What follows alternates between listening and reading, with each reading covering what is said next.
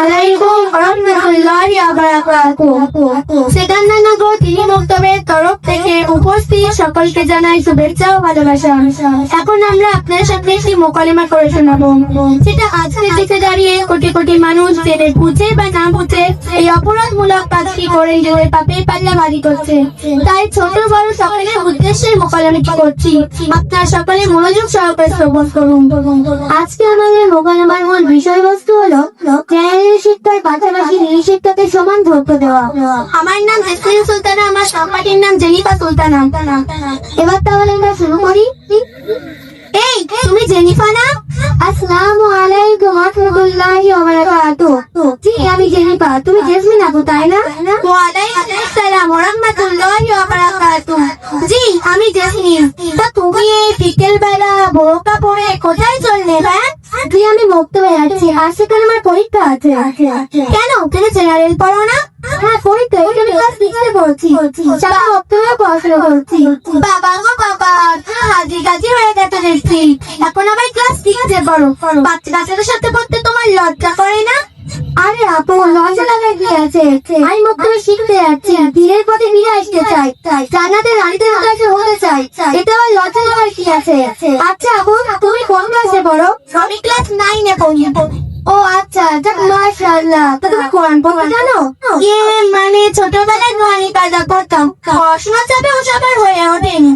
জি জি আপনি মুসলিম পড়েনি, এত ভালো এখনো পর্যন্ত পবিত্র পাল কোরআন পড়তে জানো না? তা তোমার লজ্জা লাগে না? আরে ভাই বললাম না পড়াশোনার চাপে আর ওসব হয়ে ওঠেনি। ও শিট, ফোন এসেছে, এক্সকিউজ মি। হ্যাঁ জান আমি এক্ষুনি আসছি। হ্যাঁ 5 মিনিট অপেক্ষা করো প্লিজ, আমি এক্ষুনি আসছি। আরে বোন আমার অনেক লেট হয়ে গেল, বয়ফ্রেন্ড অপেক্ষা করছে, আমাকে যেতে হবে। চললাম, বাই। দাঁড়াও দাঁড়াও, কোথায় চললে তুমি? আরে বোন বললাম না বয়ফ্রেন্ড অপেক্ষা করছে, যেতে হবে।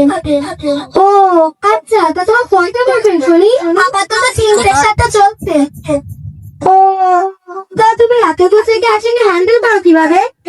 এখন মডার্ন যুগ, এত বছর গ্যাসিং হ্যান্ডেল করতে পারি না। তা চোখ চোখ চিন্তা ভাবনা করলে কাকে বিয়ে করবে শেষে? আরে তোমার মাথা খারাপ হয়ে গেছে নাকি? প্রেম করছে নিজের ইচ্ছা, বিয়ে করবে তাও আমার ইচ্ছাই। আর আমরা এখন ক্লাসিক গার্ল, জীবনটাকে এনজয় না করলে হয়? তাই বলে তুমি এতগুলো ছেলের ইমোশন নিয়ে খেলবে? আর ইমোশন আরো কত ছেলেদের সঙ্গে কথা বলছি, আর এই মডার্ন যুগে সুখের সঙ্গে না মিলে চললে হয়? তারপর তুমি বিয়ের বেলার কথা বলো, রাতের বেলার কথা বলো। আরে এখন ডিজিটাল যুগ, হোয়াটসঅ্যাপ ফেসবুক এখানে মেসেজে কথা বলা যায়। শোনো আপু, তুমি তোমার মানিক যদি এবারে বিয়ে দিয়ে জাহান্নামের একজন বাসিন্দা করে তুলো না। আরে এটা খারাপের কি আছে? বয়ফ্রেন্ডকে নিয়ে ইকো পার্ক ঘুরতে যাবো, ওর সাথে তো বাদাম খাবো, সিনেমা দেখবো, এটা আবার খারাপের কি আছে? শোনো আপু আমি তোমাকে খরচি করে বলছি, আর ফার্স্ট মিনিট আমি তোমার কাছ থেকে নিচ্ছি। আরে বোন এমনিতেই আমার লেট হয়ে গেছে, তাও বলো তুমি তোমার ইন্ডিয়ান চারটা।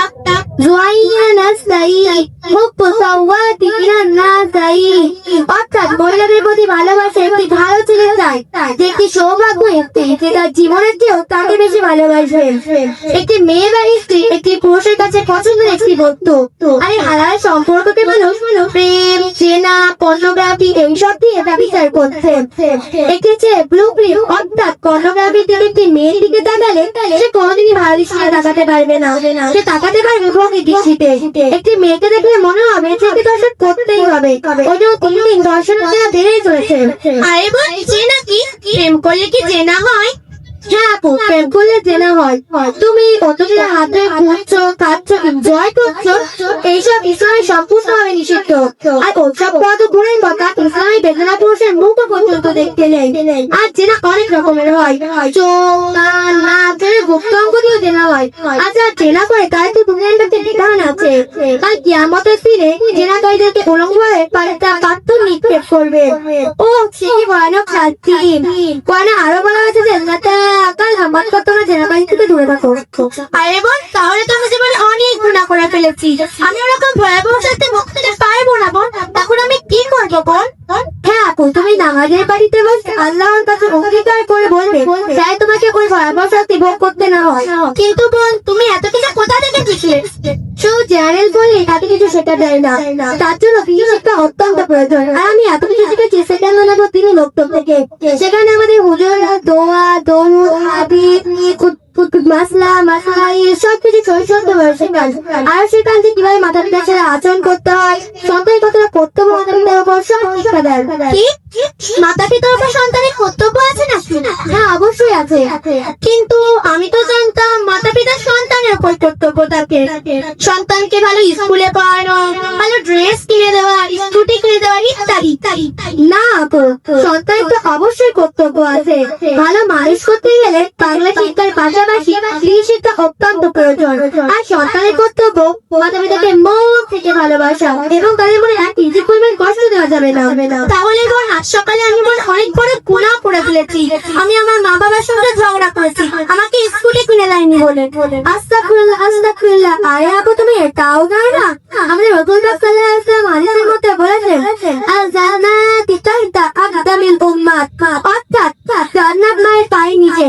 সবথেকে পিতামাতার কথা মানা উচিত, তো সেবা সম্মান করে জান্নাত পাওয়া যায়। আরে বোন, তাহলে তো আমি জীবনে অনেক গুনাহ করে ফেলেছি।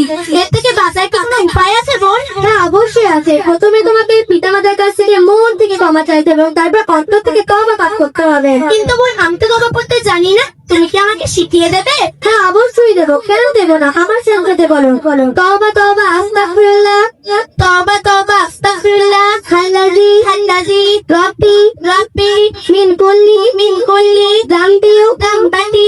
আরে আপনার জামবাতি না, জামবিউ জামবিউ, ওয়াতুবু ইলাইহি লা হাওলা লা হাবলা।